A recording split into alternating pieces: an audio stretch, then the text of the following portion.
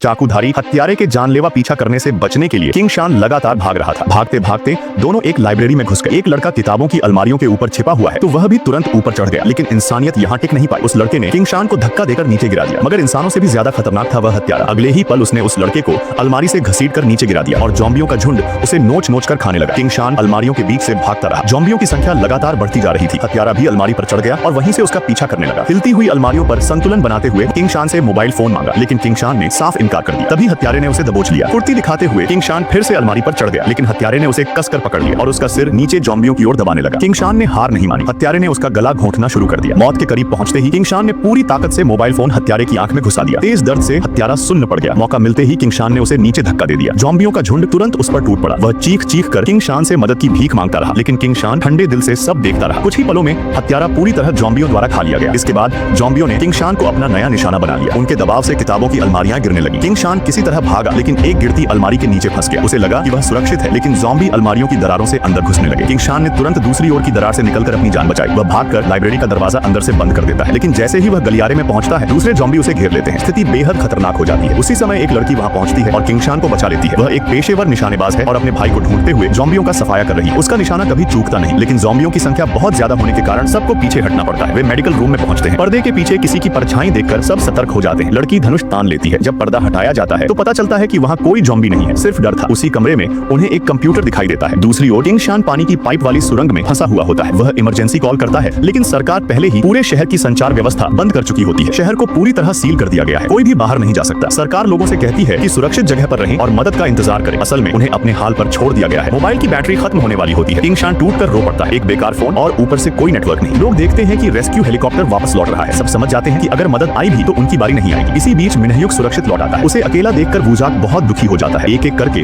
उसके अपने लोग उससे बिछड़ते जा रहे हैं। किंग शान को याद करके उसकी आंखें भर आती हैं। मिनहयुक उसे दिलासा देता है, वह बहुत तेज है, जरूर बच गया होगा। हालांकि सभी जानते हैं कि किंग शान के बचने की संभावना कम है, फिर भी वूजाक खुद को समझाता रहता है कि वह कहीं न कहीं जिंदा होगा। तभी ऊपर से उड़ते एक विमान को देखकर उसे एक विचार आता है। वह ड्रोन की मदद से बाहर की स्थिति देखने और मदद